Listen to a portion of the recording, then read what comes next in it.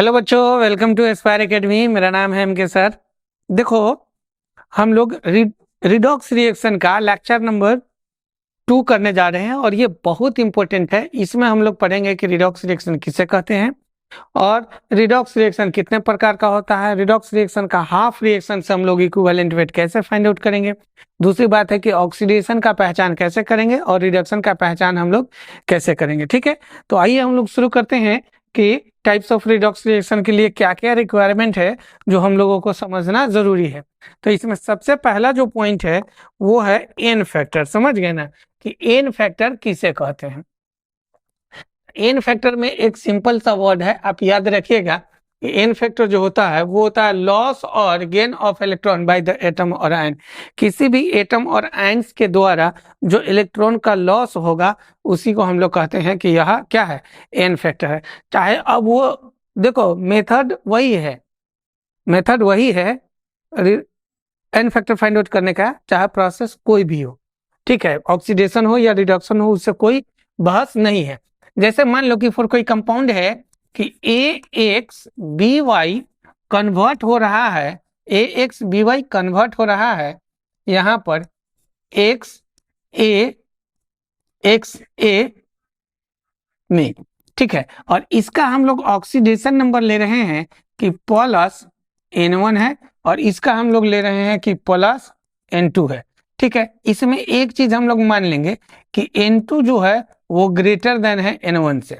बाद में हम लोग पता करेंगे कि जब N2 बड़ा होगा तो ऑक्सीडेशन होगा कि रिडक्शन, या N1 बड़ा होगा तो रिडक्शन या ऑक्सीडेशन, उस पर चर्चा हम लोग बाद में करेंगे। लेकिन अभी जो हम लोग सीखना है कि एन फैक्टर निकालेंगे कैसे वो समझो। ठीक, अब जैसे कि यहाँ पर नंबर ऑफ एटम्स, जिस एटम का ऑक्सीडेशन स्टेट निकालते हैं उसके संख्या को हम लोग सबसे पहले देखेंगे। तो यहाँ एक्स की ए का संख्या कितना है, तो एक्स। तो इसके लिए एन फैक्टर का फॉर्मूला जो होगा, एन फैक्टर का वो होता है नंबर ऑफ एटम और into higher oxidation state minus lower oxidation state, higher oxidation state minus lower oxidation state. ठीक है, अब देखो तो यहाँ पर इसका संख्या एक्स है तो एक्स और इनटू हायर ऑक्सीडेशन स्टेट हम लोग किसको माने हैं तो N2 और माइनस N1, यही हो जाएगा एन फैक्टर, जो इसका बहुत ही हम लोगों का वर्क करना है एन फैक्टर के लिए। ठीक है, अब देखो, अब हम लोग ऑक्सीडेशन और रिडक्शन की बात करते हैं कि देखो तो क्या कर रहा है, it is the process that involve oxidation state of the atoms increases. मतलब वैसा प्रोसेस जिसमें किसी भी एटम का जब ऑक्सीडेशन नंबर इंक्रीज करेगा तो उसको हम लोग कहते हैं कि यह ऑक्सीडेशन है। ठीक, जैसे एग्जांपल के लिए हम लोग देखते हैं कि मान लो कि कोई कंपाउंड है for compound A X B Y. ठीक है, देखो तो यहाँ से A X B Y convert होगा तो क्या बन जाएगा एक्स ए। ठीक, यहाँ पर हम इसका ऑक्सीडेशन नंबर लेते हैं कि प्लस M1 है और इसका ऑक्सीडेशन नंबर लेते हैं कि प्लस M2 है। ठीक है, तो ऑक्सीडेशन कहने का मतलब है कि इंक्रीज द ऑक्सीडेशन स्टेट, मतलब जब यहाँ से यहाँ आया तो ऑक्सीडेशन नंबर बढ़ना चाहिए। तो इसका मतलब तय है कि M2 इज ग्रेटर देन होगा M1 से। ठीक है, तब हम लोग कहेंगे कि यह जो प्रोसेस है यह कैसा प्रोसेस है और ऑक्सीडेशन का। तो ऑक्सीडेशन में हमेशा हम लोग लॉस ऑफ इलेक्ट्रॉन कैलकुलेट करते हैं और इसी को हम लोग कहते हैं कि यह एन फैक्टर है। ठीक है, तो एन फैक्टर का फॉर्मूला जो हम लोग भी देखे हैं वो क्या था कि नंबर ऑफ एटम, तो यहाँ एटम के संख्या कितना है एक्स और इनटू हायर ऑक्सीडेशन स्टेट कितना है तो M2 है, तो M2 और माइनस लोअर ऑक्सीडेशन स्टेट कितना है तो M1।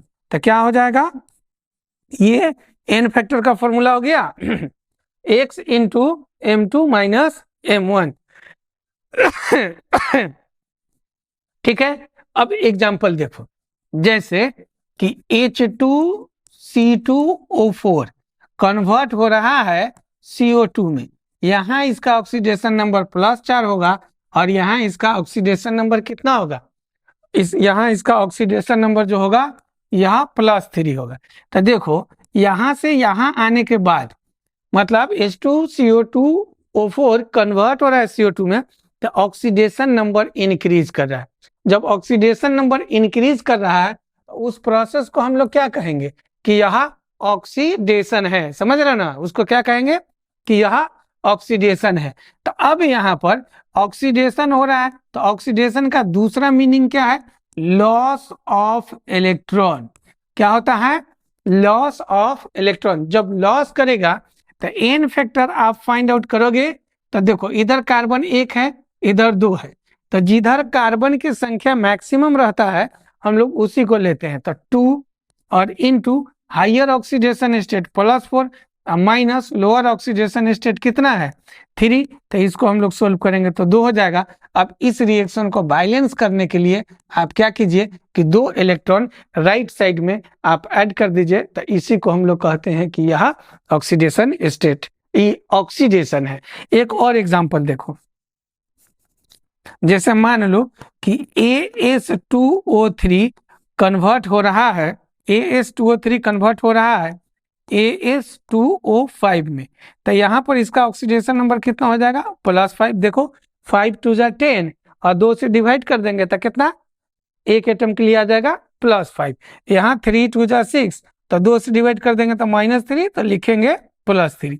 अब देखो कि +5 बड़ा है +3 से, तो यहाँ से यहाँ आने पर ऑक्सीडेशन नंबर क्या हो रहा है, इंक्रीज कर रहा है।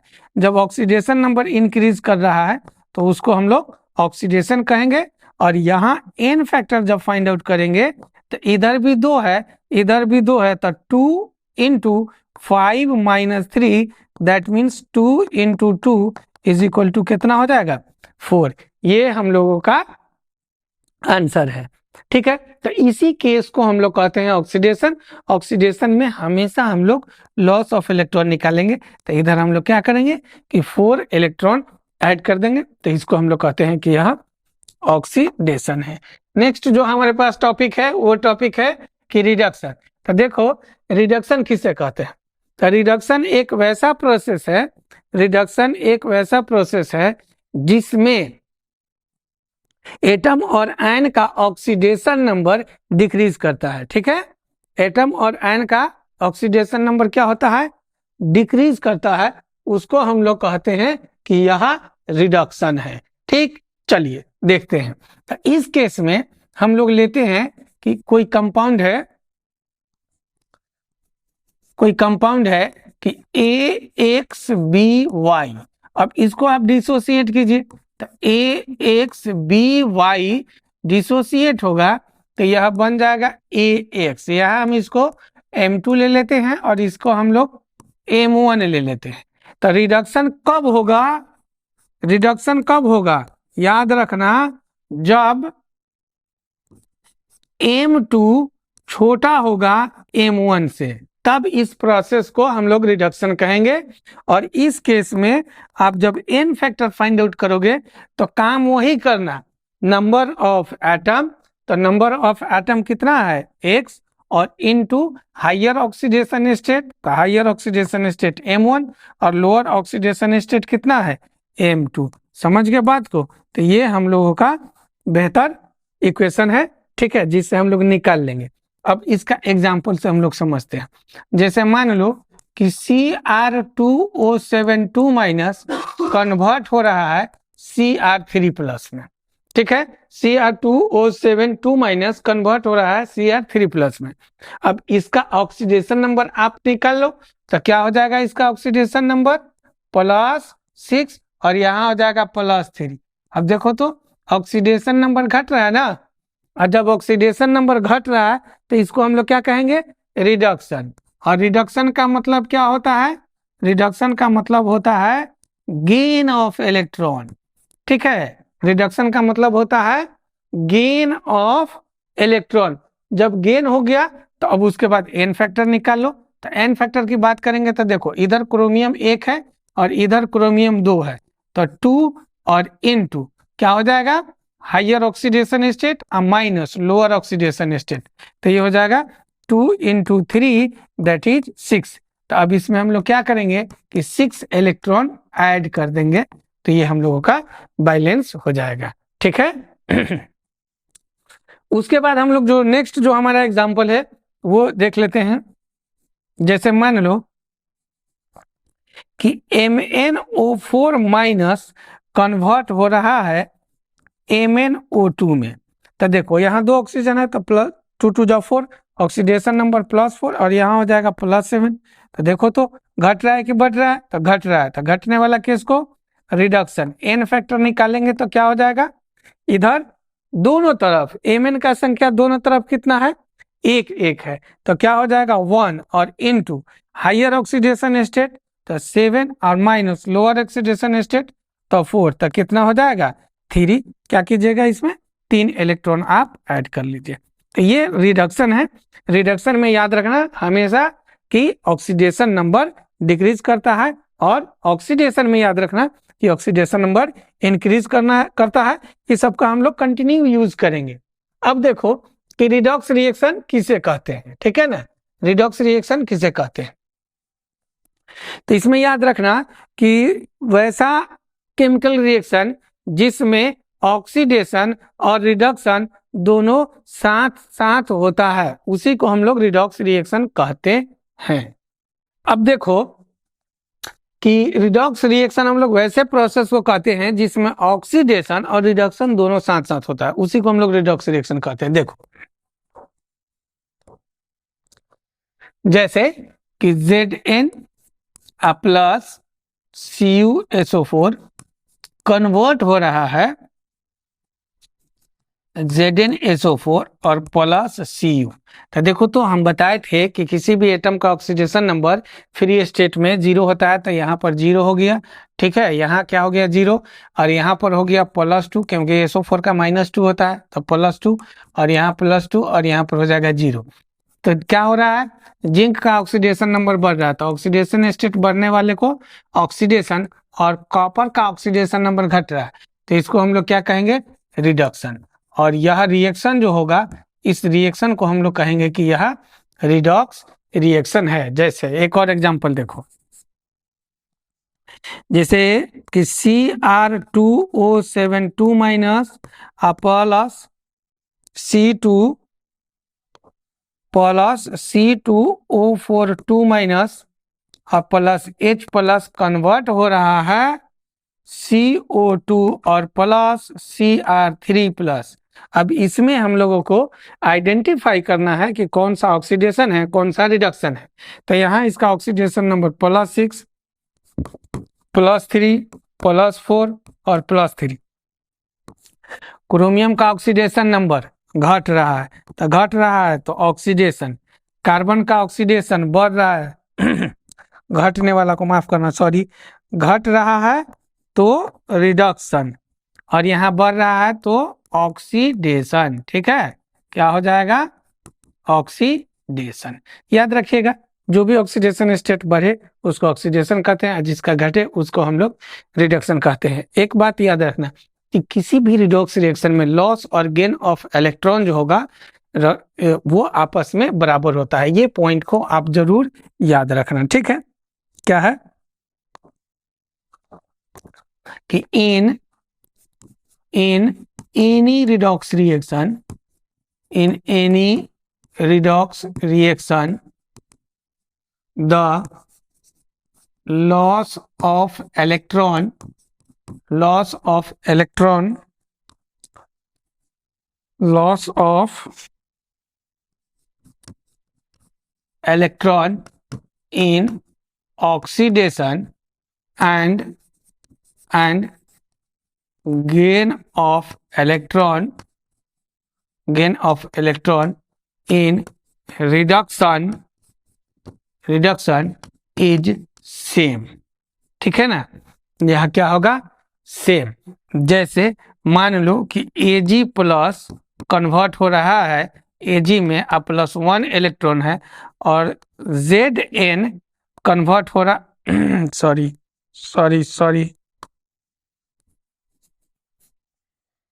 देखो Ag प्लस 1 इलेक्ट्रॉन को गेन किया तो ये बना लेगा Ag। और दूसरा है कि Zn कन्वर्ट हो रहा है Zn2+ में और प्लस 2 इलेक्ट्रॉन। तो इसको रिडॉक्स रिएक्शन में लाने के लिए हम लोग क्या करेंगे कि इलेक्ट्रॉन को इक्वेट करेंगे। तो इक्वेट करने के लिए 2 से मल्टीप्लाई करना पड़ेगा, तब जाके इलेक्ट्रॉन और इलेक्ट्रॉन कैंसिल हो जाएगा और बन जाएगा Zn और प्लस 2He कन्वर्ट होगा Zn2+ और प्लस यहाँ पर हो जाएगा Zn2+ और यहाँ पर हो जाएगा 2Ag। तो इस बात को आप याद रखिएगा कि किसी भी रिडॉक्स रिएक्शन में लॉस ऑफ इलेक्ट्रॉन और गेन ऑफ इलेक्ट्रॉन आपस में बराबर होता है, उसको हम लोग रिडॉक्स रिएक्शन कहते हैं। ठीक है, अब रिडॉक्स रिएक्शन जो होता है वो 3 तरह का होता है। ठीक है, रिडॉक्स रिएक्शन जो होता है वह 3 तरह का होता है। पॉइंट नंबर 1 पहला है कि इंटर मोलिकुलर रिडॉक्स रिएक्शन। तो इंटर मोलिकुलर रिडॉक्स रिएक्शन में आप याद रखोगे कि कोई भी एक कंपाउंड का एक एटम ऑक्सीडाइज होगा और दूसरा एटम रिड्यूस होगा, वैसे रिडॉक्स रिएक्शन को हम लोग कहते हैं कि यह इंटरमोलिकुलर रिडॉक्स रिएक्शन है। जैसे अभी देखो Zn प्लस CuSO4 कन्वर्ट हो रहा है ZnSO4 और प्लस Cu। तो यहाँ ऑक्सीडेशन नंबर 0 है, यहाँ 0 है, यहाँ +2 और यहाँ भी +2 है। तो देखो जिंक का ऑक्सीडेशन स्टेट बढ़ रहा है तो ऑक्सीडेशन, और कॉपर का ऑक्सीडेशन नंबर डिक्रीज कर रहा है, तो इसको क्या कहेंगे, रिडक्शन। ठीक है ना। तो देखो एक एटम ऑक्सीडाइज हुआ और एक एटम ऑक्सीडाइज हुआ और एक एटम रिड्यूस हुआ, तो इस तरह के रिडॉक्स रिएक्शन को हम लोग कहेंगे कि यह इंट्रामोलिकुलर रिडॉक्स रिएक्शन है। ठीक है, दूसरा हम लोग ऐसा बहुत एग्जाम्पल देखेंगे, इसमें कोई दिक्कत नहीं है। ठीक है ना, और खास तौर पर बैलेंसिंग ऑफ रिडॉक्स रिएक्शन में तो यही करना है, ऑक्सीडेशन और रिडक्शन। देखो अब होता है कि इंट्रामोलिकुलर रिडॉक्स रिएक्शन। तो इंट्रामोलिकुलर रिडॉक्स रिएक्शन के लिए आप याद रखिएगा कि एक मोलिक्यूल्स का पार्टिकुलर कोई एक मोलिक्यूल्स का एक एटम ऑक्सीडाइज होगा और उसी मोलिक्यूल्स का कोई दूसरा एटम रिड्यूस होगा। जैसे देखो कि MnO4 minus MnO4 2 minus MnO4 2 minus MnO4 2 minus convert हो रहा है MnO2 और प्लस O2 में। हाँ, एक चीज ध्यान देना, यहाँ पर अभी हम लोग बैलेंसिंग का चर्चा नहीं कर रहे हैं। बैलेंसिंग हम लोग इसका जब हम लोग पढ़ेंगे तो फिर करेंगे, यहाँ सिर्फ हम लोग प्रोसेस को समझने की कोशिश कर रहे हैं। ठीक है, अब यहाँ पर देखो इसका ऑक्सीडेशन नंबर +6 है और ऑक्सीजन का -2 है, और यहाँ Mn का +4 है और ऑक्सीजन का 0 है। तो देखो तो Mn का ऑक्सीडेशन नंबर डिक्रीज कर रहा है, +6 से +4 के केस में आ रहा है। तो यहाँ क्या हो रहा है कि ऑक्सीडेशन स्टेट डिक्रीज कर रहा है, और जब ऑक्सीडेशन स्टेट डिक्रीज करेगा तो इस प्रोसेस को हम लोग कहेंगे कि यह रिडक्शन है। ठीक है, रिडक्शन है। और फिर ऑक्सीजन वाले केस में ऑक्सीडेशन स्टेट इंक्रीज कर रहा है, देखो 0 है तो -2 से बड़ा है, तो इसको हम लोग कहेंगे कि यह ऑक्सीडेशन है। ठीक है, तो आप देखो इंट्रामोलिकुलर प्रोसेस के लिए जो वर्ड हम आपको बता रहे हैं कि एक मोलिक्यूल्स का एक एटम ऑक्सीडाइज करेगा और एक एटम रिड्यूस करेगा, उसको हम लोग कहते हैं कि यह इंट्रामोलिकुलर रिडॉक्स रिएक्शन है। तो ये हमारा पॉइंट नंबर 2 है। उम्मीद करते हैं बिल्कुल क्लियर है, कोई दिक्कत नहीं है। ठीक है, चलो तीसरा जो हम लोग बात करेंगे वो है कि डिस्प्रोपोर्शन रिएक्शन। डिस्प्रोपोर्शन रिएक्शन को और हम लोग कहते हैं कि ऑटो रिडॉक्स रिएक्शन है। तो इसमें क्या होता है कि एक मोलिक्यूल्स का एक एटम अपने आप को ऑक्सीडाइज भी करेगा और रिड्यूस भी करेगा। ठीक है, ऑक्सीडाइज भी करेगा और रिड्यूस भी करेगा, तो उसको हम लोग क्या कहते हैं कि डिस्प्रोपोर्शन रिएक्शन है, या उसी को ऑटो रिडॉक्स रिएक्शन कहते हैं। तो देखो ये एग्जाम्पल नंबर 1 था, ये एग्जाम्पल नंबर 2 था। अब देखो एग्जाम्पल नंबर हम लोग 3 पर चर्चा करते हैं कि डिस्प्रोपोर्शन रिएक्शन क्या कहता है कि one atom of a compound is oxidise as well as reduce. जैसे एग्जाम्पल के लिए देखो, जैसे मान लो कि MnO4 2 माइनस कन्वर्ट हो रहा है MnO4 माइनस और प्लस MnO2। तो यहाँ पर देखो तो क्या हो जाएगा, +6, यहाँ पर हो जाएगा +7 और यहाँ पर हो जाएगा +4। ठीक है, यहाँ पर क्या हो जाएगा +4। तो Mn जब यहाँ से यहाँ आ रहा है तो इंक्रीज कर रहा है ऑक्सीडेशन स्टेट, तो क्या कहलाएगा ऑक्सीडेशन। लेकिन जब यही यहाँ आ रहा है तो घट रहा है, तो इसको क्या कहेंगे रिडक्शन। तो बढ़ने वाले केस को ऑक्सीडेशन कहते हैं और घटने वाले केस को रिडक्शन कहते हैं। तो ये हम लोगों का टाइप्स ऑफ रिडॉक्स रिएक्शन है। इंटरमोलिकुलर में याद रखिएगा, एक एटम किसी कंपाउंड का ऑक्सीडाइज करेगा और दूसरे मॉलिक्यूल्स का कोई दूसरा एटम रिड्यूस होगा। इंट्रामोलिकुलर में याद रखिएगा कि एक ही मॉलिक्यूल्स के एक एटम ऑक्सीडाइज शो करेगा और उसी का दूसरा जो मॉलिक्यूल्स होगा वो रिडक्शन शो करेगा। और डिस्प्रोपोर्शन या ऑटो रिडॉक्स रिएक्शन में आप देखिएगा तो वहां पर क्या होगा कि एक एटम खुद को ऑक्सीडाइज करेगा और खुद को रिड्यूस करेगा। ये हम लोगों का है कि टाइप्स ऑफ रिडॉक्स रिएक्शन। अब हम लोग इसमें चर्चा करेंगे कि स्ट्रेंथ ऑफ ऑक्सीडाइजिंग एजेंट और रिड्यूसिंग एजेंट क्या होता है। देखो, ऑक्सीडाइजिंग एजेंट कहने का मतलब है कि इलेक्ट्रॉन लेने का टेंडेंसी। पहले हम लोग उसको लिख लेते हैं, ठीक है। देखो, ऑक्सीडाइजिंग एजेंट, ऑक्सीडाइजिंग एजेंट, ठीक है, ऑक्सीडाइजिंग एजेंट। तो इसमें याद रखोगे ऑक्सीडाइजिंग एजेंट किसको कहते हैं, इलेक्ट्रॉन एक्सेप्टर। इलेक्ट्रॉन एक्सेप्टर, जो इलेक्ट्रॉन एक्सेप्ट करेगा उसको हम लोग कहेंगे कि यह ऑक्सीडाइजिंग एजेंट है, ठीक है। दूसरा रिड्यूसिंग एजेंट, ठीक है। तो रिड्यूसिंग एजेंट में याद रखना इलेक्ट्रॉन डोनर होता है, ठीक है, इलेक्ट्रॉन डोनर, ये पॉइंट को याद रखोगे, ठीक। जो इलेक्ट्रॉन डोनेट करेगा उसको रिड्यूसिंग, जो इलेक्ट्रॉन एक्सेप्ट करेगा उसको ऑक्सीडाइजिंग। अब देखो आइडेंटिफिकेशन, हम लोग पहचानेंगे कैसे कि कौन सा सब्सटेंस ऑक्सीडाइजिंग है और कौन सा सब्सटेंस रिड्यूसिंग है। तो जिसका ऑक्सीडेशन स्टेट हाईएस्ट होता है उसको ऑक्सीडाइजिंग एजेंट कहते हैं, क्योंकि उसके पास ना इलेक्ट्रॉन पुअर होता है, बहुत कम इलेक्ट्रॉन होता है। जैसे देखो H2SO4, तो यहाँ पर क्या है H2SO4, तो ये +6 है। H3PO4 तो क्या है +5 है। CO2 तो क्या है +4 है। KMnO4 तो इसका ऑक्सीडेशन नंबर कितना हो जाएगा +7। अब देखो, जैसे सल्फर का 6 इलेक्ट्रॉन देने का टेंडेंसी ये तो दे चुका है, तो अब इलेक्ट्रॉन क्या होगा गेन करने का कोशिश करेगा। तो ये सब के सब क्या कहलाएगा, ये सब कहलाएगा ऑक्सीडाइजिंग एजेंट, ठीक है, ऑक्सीडाइजिंग एजेंट। उसके बाद बात करते हैं कि रिड्यूसिंग एजेंट किसको कहते हैं। तो रिड्यूसिंग एजेंट के लिए याद रखना कि जिसका ऑक्सीडेशन नंबर मिनिमम हो, ठीक है, इसको मतलब ऑक्सीडाइजिंग एजेंट जो होता है ना वो याद रखना इलेक्ट्रॉन पुअर होता है। इलेक्ट्रॉन पुअर मतलब इसके पास इलेक्ट्रॉन की बहुत कमी होती है, ठीक। और रिड्यूसिंग एजेंट उसको कहेंगे जिसमें क्या होगा कि मिनिमम ऑक्सीडेशन स्टेट हो, जिसका लोएस्ट ऑक्सीडेशन स्टेट होगा उसको हम लोग कहेंगे कि रिड्यूसिंग एजेंट है। जैसे देखो NH3 तो -3 ऑक्सीडेशन स्टेट हो जाएगा, H2S तो -2 हो जाएगा, ठीक है, PH3 तो -3 हो जाएगा, MnO तो +2 हो जाएगा, ETC।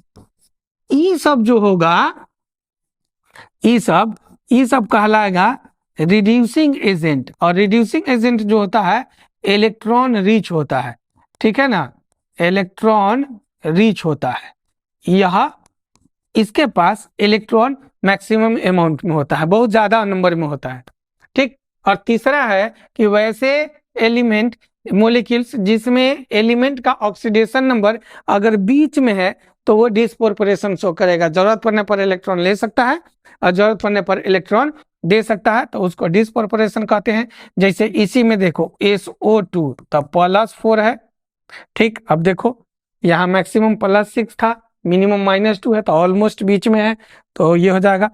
उसके बाद देखो NF3, ठीक है, तो इसका +3 हो जाएगा। उसके बाद आप देख सकते हो MnO2, MnO2, तो यहाँ पर कितना हो जाएगा +4 ETC। All are auto redox reaction, ये सब जो होगा यह ऑटो रिडॉक्स रिएक्शन को रिप्रेजेंट करेगा। ये बात को याद रखना। ये स्ट्रेंथ ऑफ ऑक्सीडाइजिंग एजेंट और रिड्यूसिंग एजेंट से बहुत क्वेश्चन आता है, जिसका मैक्सिमम होगा ऑक्सीडाइजिंग, जिसका मिनिमम होगा रिड्यूसिंग, और बीच वाले को हम लोग कहेंगे कि यह डिस्प्रोपोर्शन रिएक्शन है। अब देखो हम लोग रिडॉक्स रिएक्शन के हाफ रिएक्शन से इक्विवेलेंट वेट कैसे निकालते हैं, उस पर हम लोग चर्चा करते हैं। तो एक चीज तो याद रखना, इक्विवेलेंट वेट जो होता है, इक्विवेलेंट वेट यह होता है molecular weight by n factor, ठीक है। अब देखो एन फैक्टर हम लोग कैसे निकालेंगे और इक्विवेलेंट वेट कैसे निकालेंगे। जैसे ऑप्शन ए के लिए देखो क्या है, H2C2O4 और कन्वर्ट हो रहा है CO2 में, तो यहाँ +4 ऑक्सीडेशन नंबर, यहाँ +3, तो यहाँ पर क्या हो रहा है ऑक्सीडेशन। तो एन फैक्टर कितना हो जाएगा 2 into number of atoms into higher oxidation state minus lower oxidation state, तो क्या हो जाएगा 2। अब इसका जब हम लोग इक्विवेलेंट वेट निकालेंगे तो इक्विवेलेंट वेट के लिए क्या हो जाएगा, अब देखो H2C2O4 है, H2C2O4 है, तो इसका मोलिकुलर वेट अगर निकालते हैं तो देखो मोलिकुलर वेट क्या हो जाएगा 2 + 24 और +16 × 64, तो जोड़ लेंगे तो कितना हो जाएगा 90, समझ गए। तो क्या हो जाएगा 19/2, तो हो जाएगा 45। इस तरह के हम लोग बहुत सारा क्वेश्चन बना सकते हैं और पूछता भी है एग्जाम में, और बहुत इंपॉर्टेंट है। जैसे दूसरा देखो K2Cr2O7 है, बी नंबर में क्या है K2Cr2O7 कन्वर्ट हो रहा है Cr3+ में, तो यहाँ इसका ऑक्सीडेशन नंबर 6 है और यहाँ 3 है, तो घट रहा है, तो घटने वाले केस को रिडक्शन कहते हैं। तो एन फैक्टर कितना हो जाएगा 2 और इंटू 6 - 3 दैट इज ये आ जाएगा 6। अब देखो इसके लिए भी हम लोग इक्विवेलेंट वेट निकालेंगे, तो मोलिकुलर वेट का इस्तेमाल करो। तो मोलिकुलर वेट देखो पोटेशियम का 40, तो 40 दूना 80 और प्लस, इसमें याद रखना हमेशा रिएक्टेंट का मोलिकुलर वेट का इस्तेमाल करना। क्रोमियम का लगभग हम लोग 50 लेते हैं, तो कितना हो जाएगा 100 और प्लस एक ऑक्सीजन का 16, तो 7 है तो 112 हो जाएगा, ठीक। तो यहाँ से हो जाएगा 100 200 292, तो यहाँ पर आ जाएगा 292/6, ये हम लोगों का आंसर हो जाएगा दूसरे का। एक और जैसे देखो AS2O3 कन्वर्ट हो रहा है AS2O5 में, जैसे सी नंबर में। सी नंबर में देखो AS2O3 कन्वर्ट हो रहा है AS2O5 में, तो यहाँ इसका ऑक्सीडेशन नंबर +5, यहाँ इसका ऑक्सीडेशन नंबर +3, तो घटेगा तो क्या करेंगे, बढ़ रहा है तो ऑक्सीडेशन एन फैक्टर आप फाइंड आउट करोगे बाबू, तो क्या हो जाएगा 2 और इंटू 5 - 3, तो यहाँ से आ जाएगा 4, और इक्विवेलेंट वेट निकालेंगे तो मोलिकुलर वेट बाई 2, तो AS2, तो देखो 75 × 2 तो 150 और प्लस 3 ऑक्सीजन है तो 48, ठीक है। तो क्या हो जाएगा यहाँ पर 150 और प्लस 48 मतलब 198, तो 198/4 इसको हम लोग सॉल्व करेंगे तो ये हो जाएगा 49.5, ये हम लोगों का आंसर हो जाएगा इक्विवेलेंट वेट का। एक और देख लो चौथा नंबर, जैसे हम लोग लेते हैं कि HbRO5 है, HbRO4 कन्वर्ट हो रहा है Br2 में, तो यहाँ ऑक्सीडेशन नंबर 0 और यहाँ +8 +7, ठीक है ना, +7। अब इसका ऑक्सीडेशन नंबर अगर हम लोग निकाल रहे हैं तो N यहाँ पर रिडक्शन हो रहा है, तो रिडक्शन के लिए N फैक्टर कितना हो जाएगा, N फैक्टर हो जाएगा 2 और इंटू 7 - 0 दैट इज 14, कितना हो जाएगा 14। अब इसका इक्विवेलेंट वेट निकालेंगे तो मोलिकुलर वेट का हाइड्रोजन का 1 और प्लस ब्रोमीन का 80 और प्लस ऑक्सीजन का 64 और बाई 14 ऐड कर लीजिए, तो 5 और 6 और 8 14, 165, सॉरी 14 नहीं